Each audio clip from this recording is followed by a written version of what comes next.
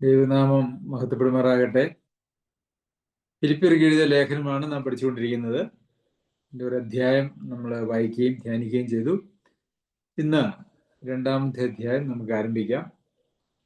നാം ഇപ്രകാരമാണ് വായിക്കുന്നത്: ക്രിസ്തുവിൽ വല്ല പ്രബോധനവും ഉണ്ടെങ്കിൽ, സ്നേഹത്തിൻ്റെ വല്ല ആശ്വാസവും ഉണ്ടെങ്കിൽ, ആത്മാവിൻ്റെ വല്ല കൂട്ടായ്മയും ഉണ്ടെങ്കിൽ, വല്ല ആർദ്രതയും മനസ്സലിവും ഉണ്ടെങ്കിൽ, അങ്ങനെ 4 കാര്യത്തെക്കുറിച്ച് ഉണ്ടെങ്കിൽ ഉണ്ടെങ്കിൽ എന്ന് തുടർച്ചയായി പറഞ്ഞിരിക്കുന്നത് നമുക്ക് ഇവിടെ വായിക്കുവാനായിട്ട് കഴിയും.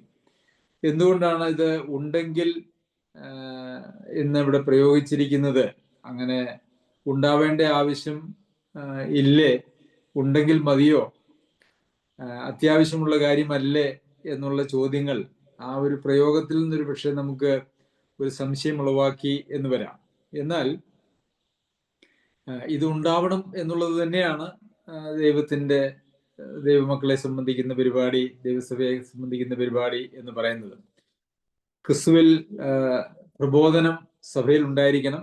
ഓരോരുത്തരും പ്രബോധനം ഉണ്ടായിരിക്കണം. അതുപോലെ തന്നെ അവിടെ ആശ്വാസം ആവശ്യമുള്ള ആളുകളുണ്ട്, പ്രബോധനം ആവശ്യമായിട്ടുള്ള ആളുകളുണ്ട്. അതുപോലെ തന്നെ ആത്മാവിൻ്റെ കൂട്ടായ്മ എന്ന് പറയുന്നതായ കാര്യത്തിന് ആവശ്യമുണ്ട്. അതുപോലെ തന്നെ ആർദ്രതയും മനസ്സലിവും, ഇതെല്ലാം ഒരു സഭയിൽ ആവശ്യമായ കാര്യങ്ങളാണ്. അപ്പോൾ പ്രബോധനം പറയുന്ന ആളുകൾ, പ്രബോധിപ്പിക്കുവാൻ പ്രാപ്തരായിട്ടുള്ള ആളുകൾ, അത് സ്റ്റേജിൽ നിന്ന് പ്രബോധിപ്പിക്കുന്നു എന്നുള്ള നിലയിൽ മാത്രമല്ല, വ്യക്തിപരമായ അങ്ങോട്ടും ഇങ്ങോട്ടുമുള്ള സംസാരത്തിൽ നമുക്ക് ആളുകളെ പ്രബോധിപ്പിക്കുവാനായിട്ട് സാധിക്കും. കൂടുതലും അങ്ങനെ ഈ പ്രബോധന കൃപാവരമുള്ള ആളുകൾ, ഈ പ്രബോധനം ആവശ്യമുള്ള ആളുകളെ സ്വാഭാവികമായി കണ്ടെത്തും. അങ്ങനെയുള്ള ആളുകളുടെ പൾസ് അറിയുവാനായിട്ട് അവർക്ക് സാധിക്കും. അങ്ങനെയുള്ള ആളുകളുടെ അടുക്കൽ പോയി അവരുമായിട്ട് സംസാരിച്ച് അവരെ അങ്ങനെ പ്രബോധിപ്പിക്കുന്ന ഒരു നടപടി അത് സഭയിൽ ഉണ്ടാകേണ്ടത് ആവശ്യമാണ്. എല്ലാവർക്കും പ്രബോധനം ഉണ്ടായിരിക്കണം, എല്ലാവരും അന്യോന്യം പ്രബോധിപ്പിക്കണം എന്നുള്ളതാണ് പ്രമാണം. എന്നാൽ ഒരു സഭായോഗത്തിന്റെ പശ്ചാത്തലത്തിൽ, സഭായോഗത്തിൽ അങ്ങനെ ഒരു സഭയിൽ 50 പേരുണ്ടെങ്കിൽ 50 പേർക്കും പ്രബോധിപ്പിക്കുവാനായിട്ടുള്ള സാവകാശം ഉണ്ടാകുകയില്ലല്ലോ. എന്നാൽ പ്രബോധനം ആവശ്യമായിട്ടുള്ള ആളുകളുണ്ട്. പ്രത്യേകിച്ച് ദൈവവചനത്തിന്റെ പ്രമാണങ്ങളെ തെറ്റി നടക്കുന്നതായിട്ടുള്ള ആളുകൾക്ക് അവർക്ക് പ്രബോധനം ആവശ്യമുണ്ട്. എല്ലാവർക്കും പ്രബോധനം ആവശ്യമുണ്ട്, അവർക്ക് പ്രത്യേക ആവശ്യമുണ്ട് എന്നുള്ളത് നമുക്കറിയാമല്ലോ. പിന്നെ സ്നേഹത്തിൻ്റെ വല്ല ആശ്വാസവും ഉണ്ടെങ്കിൽ, നമുക്കറിയാം വിവിധങ്ങളായിട്ടുള്ള പ്രയാസങ്ങളിലൂടെയും പ്രശ്നങ്ങളിലൂടെയും പരിമിതികളിലൂടെയും കടന്നു പോകുന്നതായിട്ടുള്ള ആളുകളാണ് സഭകളിലുള്ളത്.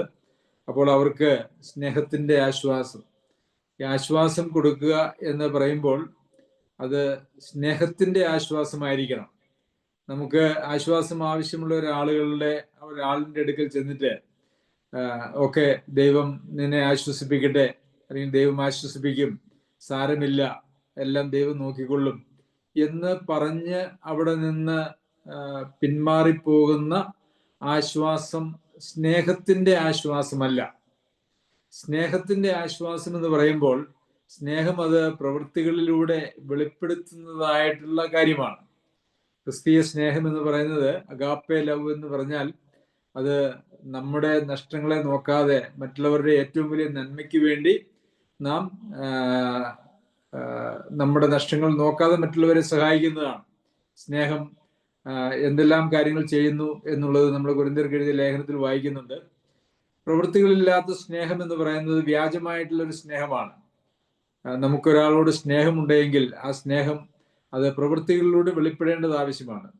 പിതാവ് മനുഷ്യവർഗത്തോടുള്ള സ്നേഹത്തെ വെളിപ്പെടുത്തിയത് മനുഷ്യവർഗത്തിന്റെ രക്ഷയ്ക്കായിട്ട് തൻ്റെ പുത്രനെ ഒരു യാഗമായി കാൽവരിയിൽ തന്നുകൊണ്ടാണ്. അതുപോലെ തന്നെ സഹോദരന്മാരെ നാം സ്നേഹിക്കുന്നത് നമ്മളുടെ ജീവിതത്തെ അവർക്ക് വേണ്ടി ഒരു യാഗമായി സമർപ്പിച്ചുകൊണ്ടാണ് എന്നുള്ള കാര്യം നാം മനസ്സിലാക്കണം. അതുകൊണ്ടാണ് ഈ സ്നേഹത്തിന്റെ ആശ്വാസം, സ്നേഹത്തിന്റെ വല്ല ആശ്വാസം ഉണ്ടെങ്കിൽ, കേവലം പൊള്ളയായിട്ടുള്ള ആശ്വാസവാക്കുകളെ കൊണ്ടല്ല, ആശ്വാസവാക്കുകളെ കുറിച്ചുമല്ല, മറിച്ച് സ്നേഹത്തിന്റെ ആശ്വാസത്തെക്കുറിച്ചാണ് അവിടെ പറയുന്നത്. അതുപോലെ തന്നെ ആത്മാവിന്റെ വല്ല കൂട്ടായ്മയും ഉണ്ടെങ്കിൽ, സഹോദരി സഹോദരന്മാർ തമ്മിലുള്ളതായിട്ടുള്ള കൂട്ടായ്മ ബന്ധം സഭാജീവിതത്തിൽ ഏറ്റവും പ്രാധാന്യമുള്ള കാര്യമാണ്. നമ്മൾ 1-ാം നൂറ്റാണ്ടിലെ സഭകളുടെ കാര്യങ്ങൾ നമ്മൾ പരിശോധിച്ചാൽ അവർ ചെയ്തു പോന്നിരുന്നതായിട്ടുള്ള 4 കാര്യങ്ങളിൽ ഒന്ന് കൂട്ടായ്മയായിരുന്നു. അപ്പോൾ 1-ാം നൂറ്റാണ്ടിൽ എഴുതപ്പെട്ടതായിട്ടുള്ള ചില പുസ്തകങ്ങളെ ഞാൻ പരിശോധിച്ചപ്പോൾ അവിടെ എനിക്ക് വായിക്കുവാനായിട്ട് കഴിഞ്ഞത് അവരുടെ സഭായോഗങ്ങളിലെ ഏറ്റവും പ്രധാനപ്പെട്ട 2 കാര്യങ്ങൾ, ഒന്ന് കൂട്ടായ്മയും, ഏറ്റവും പ്രധാനപ്പെട്ട അപ്പം നുറുക്കലും, രണ്ടാമത് കൂട്ടായ്മയുമായിരുന്നു. അവരപ്പം നുറുക്കുവാനായിട്ടും കൂട്ടായ്മയ്ക്കും അവര് ചേർന്ന് വന്നപ്പോൾ അവര് പ്രാർത്ഥിക്കുകയും ദൈവവചനം പഠിക്കുകയും ചെയ്തു എന്നാണ് അതിനെക്കുറിച്ച് അവിടെ രേഖപ്പെടുത്തിയിരുന്നതായിട്ട് ഞാൻ വായിച്ചത്. അപ്പോൾ അതിന് മറ്റു തെളിവുകളുണ്ട്. ഉദാഹരണത്തിന് സഭായോഗത്തെ നമ്മൾ ആരാധനായോഗം എന്നൊക്കെ പറയുമെങ്കിലും ആഴ്ചവട്ടത്തിന്റെ 1-ാം നാൾ അവർ അപ്പം നുറുക്കാൻ കൂടി വന്നപ്പോൾ എന്നാണ് നാം വായിക്കുന്നത്.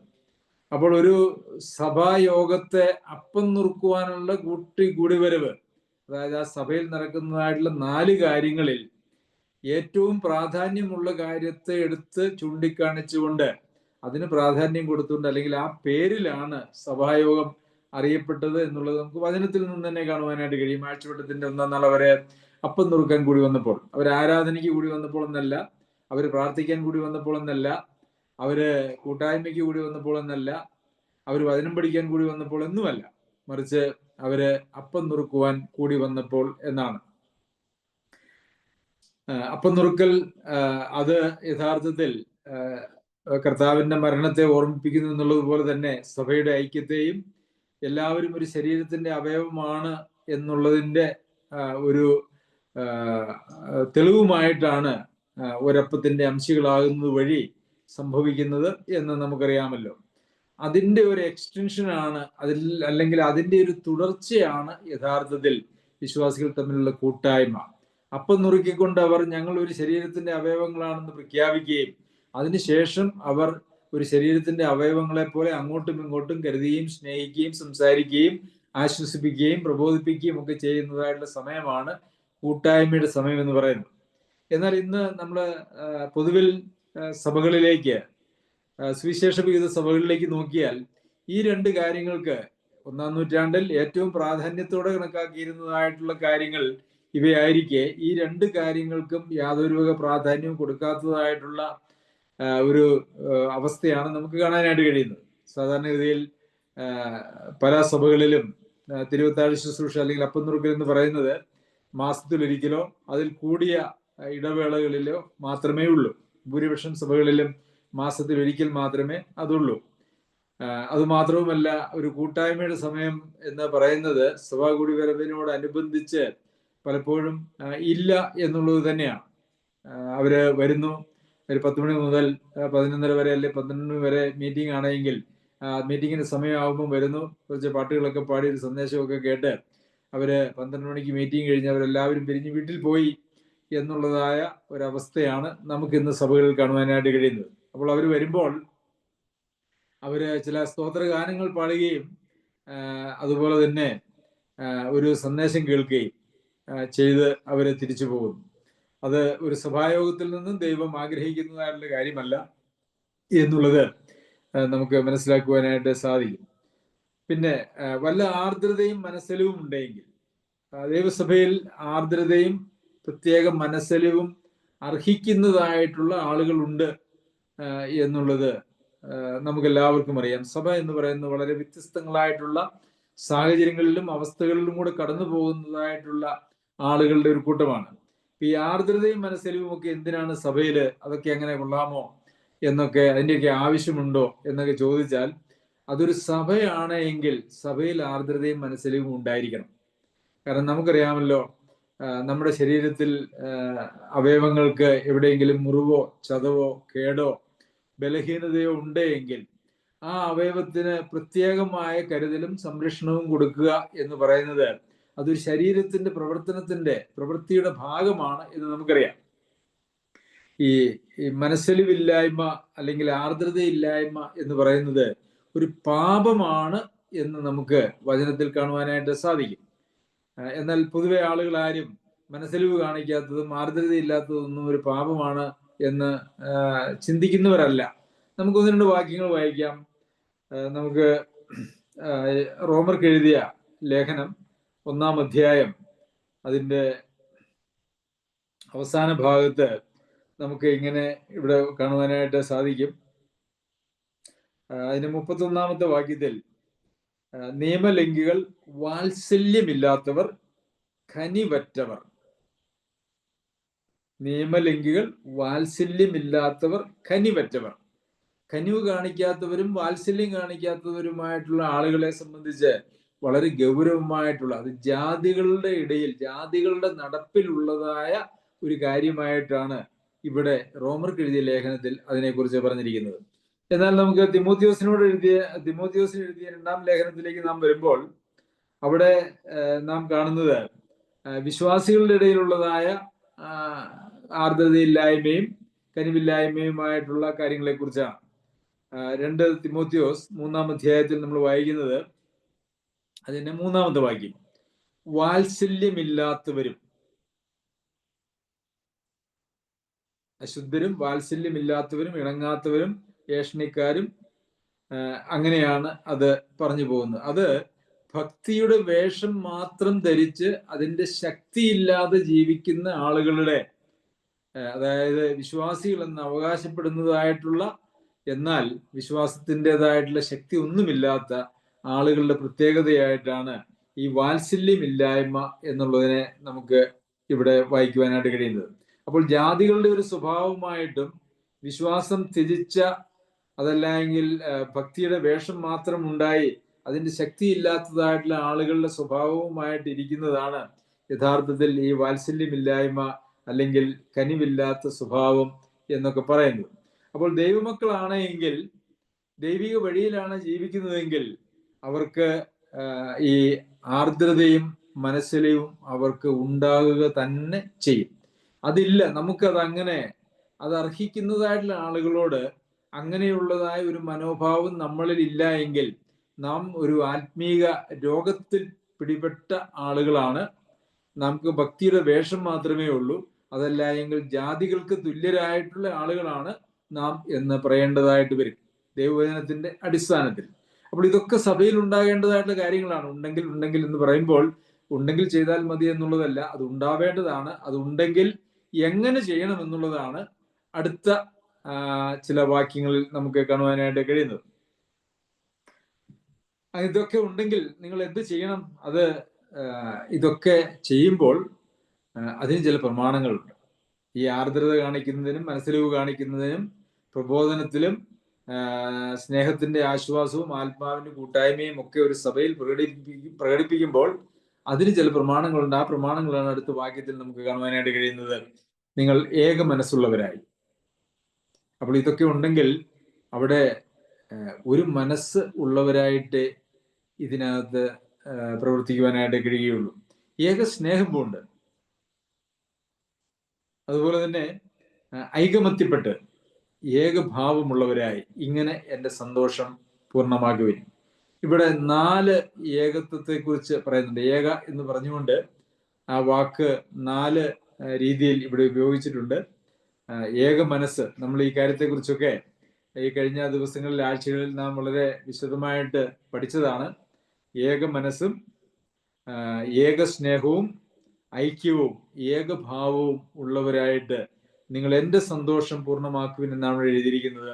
അവിടെ പൗലോസ് അപ്പോസ്തലന്റെ സന്തോഷം പൂർണ്ണമാക്കാനായിട്ടുള്ള കാര്യങ്ങൾ എന്നുള്ള നിലയിലല്ല, ദൈവസഭയിൽ ഇങ്ങനെയുള്ള കാര്യങ്ങൾ ഉണ്ടാകുമ്പോഴാണ് ദൈവം സന്തോഷിക്കുന്നത് എന്നാണ് നമുക്കതിൽ നിന്നും മനസ്സിലാക്കുവാനായിട്ട് സാധിക്കുന്നത്. കാരണം സഭ ഒരു ശരീരം, ശരീരത്തിന്റെ അവയവങ്ങൾ അന്യോന്യം പരസ്പരം യോജിപ്പോടെ ബന്ധിക്കപ്പെട്ടിരിക്കുന്നു എന്നുള്ളത് അത് ഒരു സഭയുടെ പ്രത്യേകതയാണ്. ഈ നിലയിൽ ഏക മനസ്സും ഏക സ്നേഹവും ഐക്യവും ഏകഭാവവും ഒരു സഭയിലില്ലെങ്കിൽ ആ സഭ ഒരു സഭയുടെ ഗണത്തിൽ ദൈവസന്നിധിയിൽ പരിഗണിക്കപ്പെടുന്നില്ല എന്ന് 100% എനിക്ക് ഉറപ്പാണ്. കാരണം ഈ യോജിപ്പിനെ കുറിച്ചല്ല, ഐക്യത്തെ കുറിച്ച് പറയുമ്പോൾ എഫെസോസിലെ സഭയുടെ ദൂതൻ എഴുതുക എന്ന് പറഞ്ഞുകൊണ്ട് വെളിപ്പാട് പുസ്തകം 2-ാം അധ്യായത്തിൽ നാം വായിക്കുന്നത് അവരുടെ ആദ്യ സ്നേഹം അവരെ വിട്ടുകളഞ്ഞതിന്റെ ഫലമായി അവർക്ക് ദൈവം കൊടുക്കുന്നതായിട്ടുള്ള മുന്നറിയിപ്പ് എന്ന് പറയുന്നത്, നിങ്ങൾ മാനസാന്തരപ്പെടാഞ്ഞാൽ നിങ്ങളുടെ നിലവിളക്ക് അതിന്റെ നിലയിൽ നിന്നും നീക്കിക്കളയുമെന്നാണ്. അതായത് ദൈവിക പരിപാടിയിൽ നിന്നും കർത്താവിന്റെ കരങ്ങളിൽ നിന്നും ആ സഭയെ എടുത്ത് മാറ്റിക്കളയുമെന്ന്. അങ്ങനെ ഒരു സഭയെ സംബന്ധിച്ച് ദൈവത്തിന് യാതൊരു പരിപാടിയുമില്ല, ദൈവത്തിന് ഒരു പ്രവർത്തനങ്ങളും അങ്ങനെ ഒരു സഭയിലൂടെ ദൈവം ചെയ്യുകയില്ല എന്നുള്ളതും നാം മനസ്സിലാക്കേണ്ടത് ആവശ്യമാണ്. കാരണം ദൈവം പ്രസാദിക്കുന്ന ഒരു സഭയല്ലത്. എന്നാൽ ഇന്ന് അനേക സഭകളിലും അന്യോന്യം വെറുപ്പും വിദ്വേഷവും ഏഷണിയും ദൂഷണവും അടിയും പിടിയും കേസും പുക്കാറും ഒക്കെ ആയിട്ട് ജീവിക്കുന്ന സഭകളാണുള്ളത്. പരസ്പരം മിണ്ടാത്തതായിട്ടുള്ള ആളുകൾ അവർ ഒരുമിച്ച് വന്നിരുന്ന് പാട്ടും പാടി അപ്പവും നുറുക്കി അവരൊരു സന്ദേശവും കേട്ടിട്ട് അവരൊരു ആചാരം പോലെ അല്ലെങ്കിൽ അനുഷ്ഠാനം പോലെ അവരെ മുമ്പോട്ട് പോകുന്ന ഒരു രീതിയാണ് ഇന്ന് സഭകളിൽ ഉടനീളം നമുക്ക് കാണുവാനായിട്ട് കഴിയുന്നത്. അതൊരു ശീലമായിരിക്കുന്നത് കൊണ്ട് അതിനെക്കുറിച്ച് ആർക്കും പ്രത്യേകിച്ചൊരു പരാതിയുമില്ല. ഒരു സഭയിൽ ഒരു കാര്യം ഒരാളെ എടുത്തു കഴിഞ്ഞാൽ, ഓരോരുത്തരെയും എടുത്തു കഴിഞ്ഞാൽ എല്ലാവർക്കും വിരോധികളായിട്ടുള്ളതും എല്ലാവർക്കും ഇഷ്ടമില്ലാത്തതും എല്ലാവർക്കും യോജിപ്പില്ലാത്തതുമായിട്ടുള്ള ആളുകൾ ആ സഭകളിൽ തന്നെ കാണും.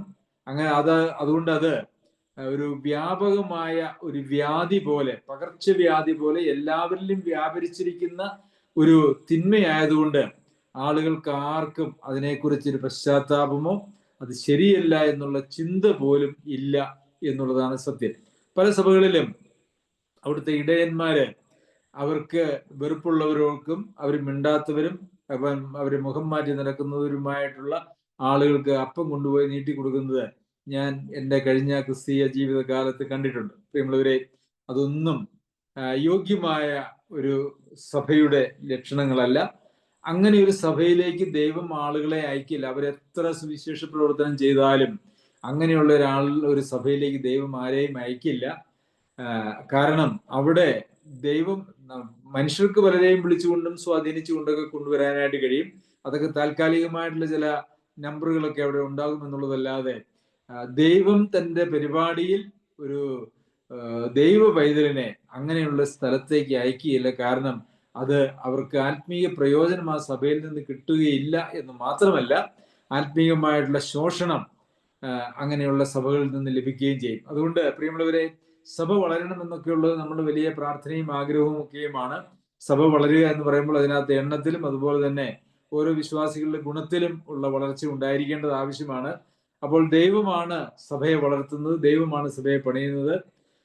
നാം സഭയുടെ വളർച്ചയ്ക്ക് വേണ്ടിയിട്ട് നാം ആഗ്രഹിക്കുകയും അതിനു വേണ്ടിയിട്ട് അധ്വാനിക്കുകയും അതിനു വേണ്ടിയിട്ട് പ്രാർത്ഥിക്കുകയും ചെയ്യുന്നതിന് മുമ്പ് തന്നെ നമ്മുടെ സഭയിൽ ഏറ്റവും വലിയ സ്നേഹത്തിന്റെയും ഐക്യത്തിന്റെയും ഒരു അവസ്ഥ, അതായത് ആരെ കർത്താവ് ഇങ്ങോട്ട് അയച്ചാലും അവരെ ക്രിസ്തുവിൽ തികഞ്ഞവരായി നിർത്തുവാൻ കഴിയുന്ന ഒരു സംവിധാനം ആണോ ആ സഭ എന്നുള്ളത്, നമ്മുടെ സഭ എന്നുള്ളത് നാം എപ്പോഴും ഓർക്കേണ്ടതും അതിൽ എന്തെങ്കിലും പോരായ്മ ഏതെങ്കിലും മേഖലകൾ ഉണ്ടെങ്കിൽ അത് തിരുത്തി യഥാസ്ഥാനപ്പെട്ട് മുമ്പോട്ട് പോകേണ്ടതും ആവശ്യമാണ്.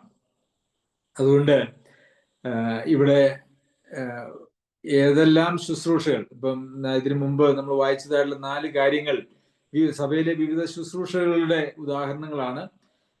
അങ്ങനെയുള്ള ശുശ്രൂഷകളൊക്കെ ആളുകൾ ചെയ്യുമ്പോൾ അതിന് പിൻബലമായിട്ടുണ്ടായിരിക്കേണ്ടത് സഭയിലെ എല്ലാ നിലയിലുമുള്ള ഐക്യമാണ്. ഏതെങ്കിലും ഒരു നിലയിലുള്ള ഐക്യം മാത്രമല്ല. അതുകൊണ്ടാണ് ഈ ഏക എന്ന് പറഞ്ഞുകൊണ്ട് 4 പ്രാവശ്യം വ്യത്യസ്തങ്ങളായിട്ടുള്ള പദങ്ങൾ ഉപയോഗിച്ചുകൊണ്ട് ഇതിനെ പറഞ്ഞിരിക്കുന്നത്. ഏക മനസ്സുള്ളവരാണെങ്കിൽ അവിടെ ഏക സ്നേഹമുണ്ട്, ഐക്യമുണ്ട്, ഏകഭാവമുണ്ട്.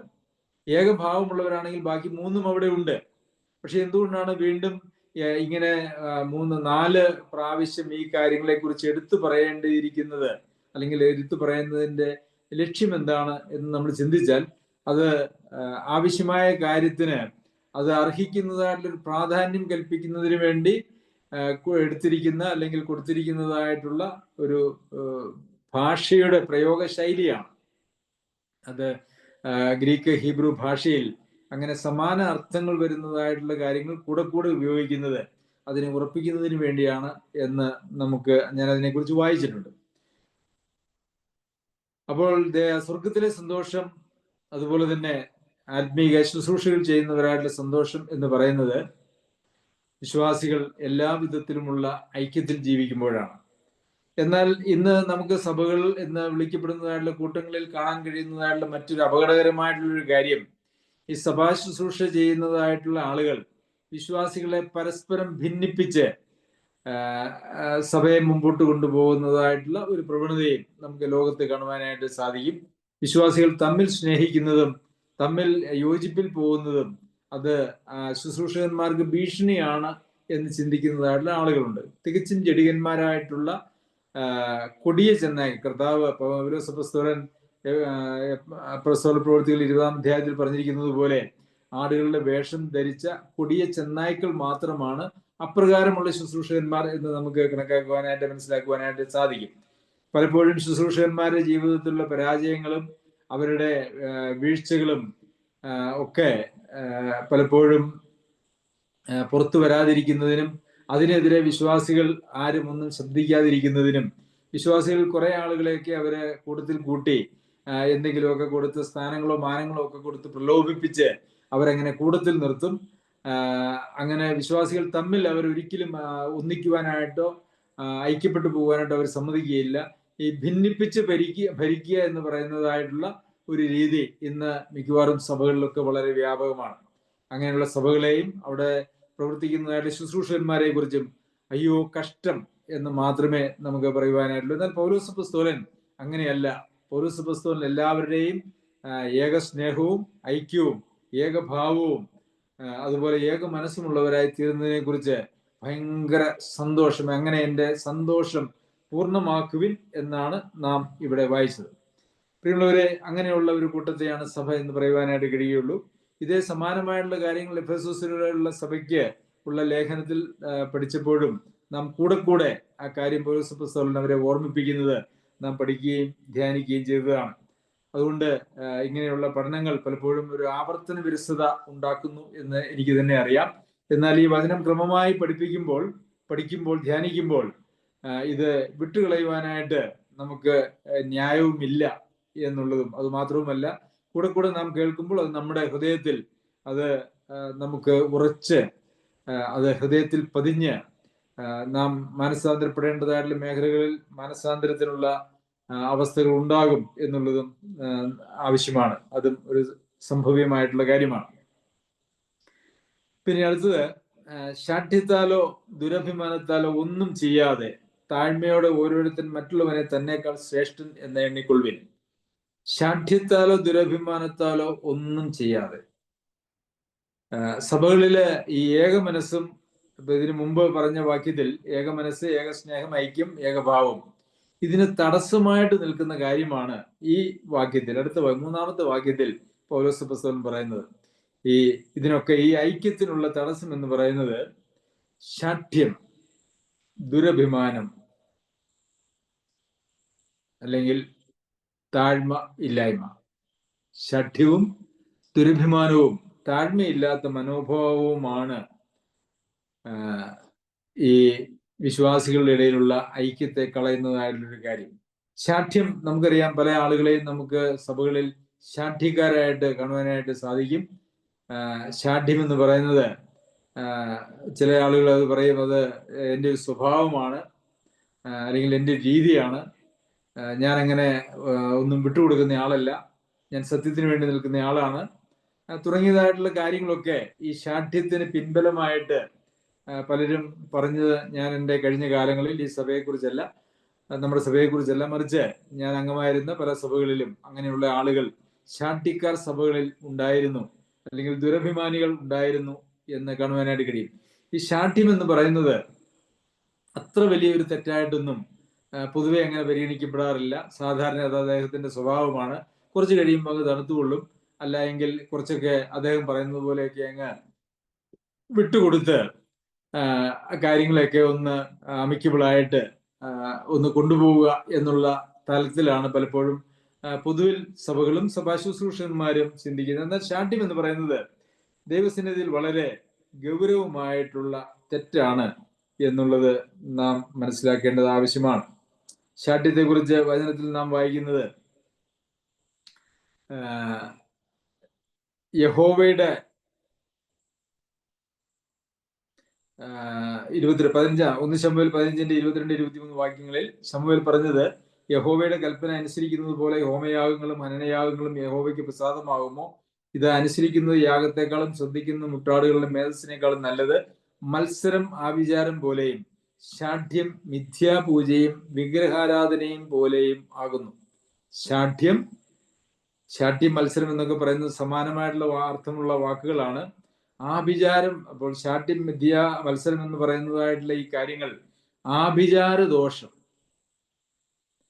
മിഥ്യാപൂജ, വിഗ്രഹാരാധന, 3 പാപങ്ങളാണ് പറഞ്ഞിരിക്കുന്നത്. അപ്പൊ ഈ മത്സരവും ശാഠ്യവും എന്ന് പറയുന്ന പാപം അതിനെ തുലനപ്പെടുത്തിയിരിക്കുന്നത് ആഭിചാരവും മിഥ്യാപൂജയും വിഗ്രഹാരാധനയോടുമാണ്. നിങ്ങൾക്കറിയാമോ, ഈ ആഭിചാരം, മിഥ്യാപൂജ, വിഗ്രഹാരാധന, ഈ 3 പാപങ്ങൾക്ക് ബൈബിളിൽ പറഞ്ഞിരിക്കുന്നതായിട്ടുള്ള ശിക്ഷ, പഴയ നിയമത്തിലുള്ള ശിക്ഷ നിങ്ങൾക്കറിയാമോ? അവരെ കല്ലെറിഞ്ഞ് കൊല്ലുക എന്നുള്ളതാണ്. ജനത്തിൽ നിന്നും അവരെ ഛേദിച്ചു കളയുക എന്നുള്ളതാണ്. അതുകൊണ്ട് ഈ ശാഠ്യവും മത്സരവും ജനത്തിൽ നിന്നും ഛേദിച്ചു കളയത്തക്ക രീതിയിലുള്ള വളരെ ഗൗരവമായിട്ടുള്ള പാപമാണ് എന്നുള്ളത് നാം മനസ്സിലാക്കേണ്ടത് ആവശ്യമാണ്. അത് നമ്മളുടെ സ്വഭാവത്തിന്റെ ഒരു പ്രത്യേകതയായോ, അല്ലെങ്കിൽ ഞാൻ സത്യത്തിന് വേണ്ടി നിൽക്കുന്ന ഒരാളായതുകൊണ്ട് ഞാൻ അങ്ങനെയൊന്നും വിട്ടുകൊടുക്കാത്ത ആളാണ് എന്നുള്ള നിലയിലൊന്നും ആ ഗൗരവമായിട്ടുള്ള പാപത്തെ കുറച്ച് കാണിക്കുവാനായിട്ട് നമുക്ക് കഴിയുകയില്ല. മരണകരമായ പാപങ്ങളുടെ ലിസ്റ്റിൽ വരുന്നതായ, അല്ലെങ്കിൽ മരണശിക്ഷ കൽപ്പിച്ചിരിക്കുന്നതായിട്ടുള്ള പാപങ്ങളുടെ ലിസ്റ്റിൽ വരുന്നതാണ് ഈ ആഭിചാരവും മിഥ്യാപൂജയും വിഗ്രഹാരാധനയും. അതിന് തുല്യമായ ഒരു പാപമാണ് ഈ മത്സരം, ശാഠ്യം എന്ന് പറയുന്നത്. അതുകൊണ്ട് അങ്ങനെയുള്ള ശാഠ്യം ഒരു കാര്യത്തെക്കുറിച്ച്, ഒരുപക്ഷെ നമ്മളുടെ സത്യം എന്ന് പറയുന്നത് മറ്റുള്ളവരുടെ സത്യമായിക്കൊള്ളണമെന്നില്ല, നമ്മളുടെ ന്യായം എന്ന് പറയുന്നത് മറ്റുള്ളവരുടെ ന്യായമായിക്കൊള്ളണമെന്നില്ല എന്ന് മാത്രവുമല്ല, ഈ ശരി തെറ്റുകളെ കുറിച്ച് ഒന്നും നമ്മളുടെ കാഴ്ചപ്പാടുകൾ പലപ്പോഴും ദൈവവചനത്തിന്റെ അല്ലെങ്കിൽ ദൈവാത്മാവിന്റെ ആലോചനയ്ക്ക് അനുസരിച്ചായിക്കൊള്ളണം എന്നുമില്ല. കാരണം ശരി തെറ്റുകൾ അത് നമുക്ക് യഥാർത്ഥത്തിൽ ദൈവഹിതത്തെ തിരിച്ചറിയണമെങ്കിൽ അത് രൂപാന്തരപ്പെടുന്ന ആളുകൾക്ക് മാത്രമേ അത് മനസ്സിലാക്കുവാനായിട്ട് കഴിയുകയുള്ളൂ. നന്മയും പ്രസാദവും പൂർണ്ണതയുമുള്ള ദൈവഹിതം തിരിച്ചറിയേണ്ടതിന് മനസ്സ് പുതുക്കി രൂപാന്തരപ്പെടുകയും, അപ്പോൾ അങ്ങനെ മനസ്സ് പുതുക്കി രൂപാന്തരപ്പെട്ട ആളുകളാണ് എങ്കിൽ അവർക്ക് മാത്രമേ നന്മയും പ്രസാദവും പൂർണ്ണതയുമുള്ള ദൈവഹിതം തിരിച്ചറിയുവാനായിട്ട് കഴിയുകയുള്ളൂ. അങ്ങനെ രൂപാന്തരപ്പെട്ടതായിട്ടുള്ള ആളുകൾ ഒരിക്കലും ശാഠ്യം പിടിക്കുകയുമില്ല. ഒരാൾ ശാഠ്യം പിടിക്കുന്നുവെങ്കിൽ, അല്ലെങ്കിൽ മത്സരിയാകുന്നുവെങ്കിൽ, അവര് പാപത്തിന്റെ ദാസ്യത്വത്തിൽ ജീവിക്കുന്ന ആളുകൾ ആണ്. അവർക്കൊരിക്കലും അവരുടെ ശരികൾ ദൈവാത്മാവിന്റെ ശരിയാവാനുള്ള സാധ്യത വളരെ കുറവുമാണ് എന്ന് നാം മനസ്സിലാക്കണം. പിന്നെ ദുരഭിമാനം എന്ന് പറയുന്നത് സഭയിലെ സമാധാനത്തിനും സന്തോഷത്തിനും ഐക്യത്തിനും വളരെ തടസ്സമായിട്ടുള്ള ഒരു കാര്യമാണ്. ദുരഭിമാനികളായിട്ടുള്ള ധാരാളം ആളുകളുണ്ട്. പ്രത്യേകിച്ച് ഈ ദുരഭിമാനം വെളിപ്പെടുന്നതായിട്ടുള്ള ചില മേഖലകൾ എന്ന് പറയുന്നത്, ആരെങ്കിലും ഒരു തെറ്റ് ചെയ്താൽ അവരോട് ആ തെറ്റ് ഏറ്റുപറഞ്ഞ് അതിന് മാപ്പ് ചോദിക്കണം എന്ന് പറഞ്ഞാൽ അവര് അതിനെ മാപ്പ് ചോദിക്കാൻ വിസമ്മതിക്കും. അവർക്ക് മാപ്പ് ചോദിക്കാൻ അവരെ സമ്മതിക്കുകയില്ല. അതിനോട് എതിർത്ത് നിൽക്കും. ഇനി മാപ്പ് ചോദിക്കണം എന്നൊക്കെ പറഞ്ഞ് സഭയിലെ ആളുകൾ അവരുടെ മേൽ സമ്മർദ്ദം ചെലുത്തിയാൽ അവര് എന്റെ കയ്യിൽ നിന്ന് പോലെ തെറ്റ് വന്നിട്ടുണ്ടെങ്കിൽ ക്ഷമിച്ചേരെ എന്ന് വളരെ ലാഘവത്തോടു കൂടി മാനസാന്തരമില്ലാതെ പാപബോധമില്ലാതെ പറഞ്ഞൊഴിയുന്നത് നമുക്ക് കാണുവാനായിട്ട് കഴിയും. സഹോദര അല്ലെങ്കിൽ സഹോദരി, എനിക്ക് തെറ്റ് പറ്റിപ്പോയി, എൻ്റെ നിങ്ങളോടുള്ള സംസാരവും എൻ്റെ വാക്കുകളും എൻ്റെ ഭാഗത്തുണ്ടായ തെറ്റാണ്, എന്നോട് ക്ഷമിക്കണം എന്ന് ഏറ്റു പറയാൻ മനസ്സില്ലാതെ ഇങ്ങനെയൊക്കെയുള്ള ഒന്നുകിൽ പറയാതിരിക്കുകയോ മാപ്പ് പറയാൻ കൂട്ടാക്കാതിരിക്കുകയോ അല്ല എങ്കിൽ അങ്ങനെ ഗൗരവമില്ലാതെ പറയുകയോ ചെയ്യുന്ന ആളുകളൊക്കെ ഇങ്ങനെ ഒരു ദുരഭിമാനത്തിന്റെ പിടിയിൽ അകപ്പെട്ട ആളുകളാണ്. അങ്ങനെയുള്ള ആളുകൾ എപ്പോഴും സഭയിൽ ഒരു ശല്യവും അതുപോലെ തന്നെ സഭയിലെ ഐക്യത്തിന് ഒരു തടസ്സവുമായിട്ട് ഇരിക്കുമെന്നുള്ളതിന് യാതൊരു സംശയവുമില്ല. അപ്പോൾ അങ്ങനെ ശാഠ്യമോ ദുരഭിമാനമോ ഒന്നും ചെയ്യാതെ, ശാഠ്യത്താലെ ദുരഭിമാനത്താലെ ഒന്നും തന്നെ ചെയ്യാതെ എന്നല്ല, മിക്കവാറും ഒന്നും അങ്ങനെ ആവരുത് എന്നല്ല, മറിച്ച് ഒന്നും ചെയ്യരുതെന്നാണ്. ഷാഢ്യമോ ദുരഭിമാനമോ കൊണ്ട് ഒരു കാര്യവും സഭയിൽ ചെയ്യുവാനായിട്ട് പാടില്ല. താഴ്മയോടെ ഷാഢ്യവും ദുരഭിമാനവും ഇല്ലാതിരിക്കണം. അതുപോലെ തന്നെ താഴ്മ ഉണ്ടായിരിക്കുകയും ചെയ്യണം. ഓരോരുത്തൻ മറ്റുള്ളവനെ തന്നേക്കാൾ ശ്രേഷ്ഠൻ എന്നെണ്ണിക്കൊള്ളുവിൻ. അപ്പോൾ ഈ ഷാഢ്യവും ദുരഭിമാനവും നിഗളവും ഒക്കെ വരുന്നത് ഞാനാണ് എല്ലാവരേക്കാൾ ശ്രേഷ്ഠൻ എന്ന് ചിന്തിക്കുന്ന സ്ഥലത്താണ്, അങ്ങനെ ചിന്തിക്കുന്ന ആളുകൾക്കാണ്.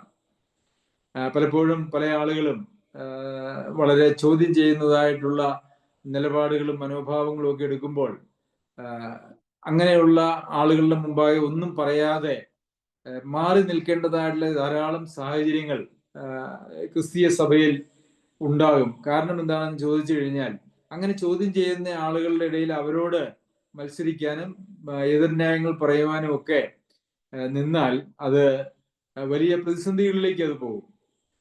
അങ്ങനെ ശാഠ്യം പിടിക്കുന്ന ആളുകൾ അവര് ഞാനാണ് എല്ലാവരേക്കാൾ ശ്രേഷ്ഠനെന്നും എന്നിൽ നിന്ന് നിങ്ങൾ എല്ലാവരും പഠിക്കണമെന്നും ഒക്കെ ചിന്തിക്കുകയും അവരത് അടിച്ചേൽപ്പിക്കാൻ ശ്രമിക്കുകയും ചെയ്യുന്ന ആളുകളാണ്.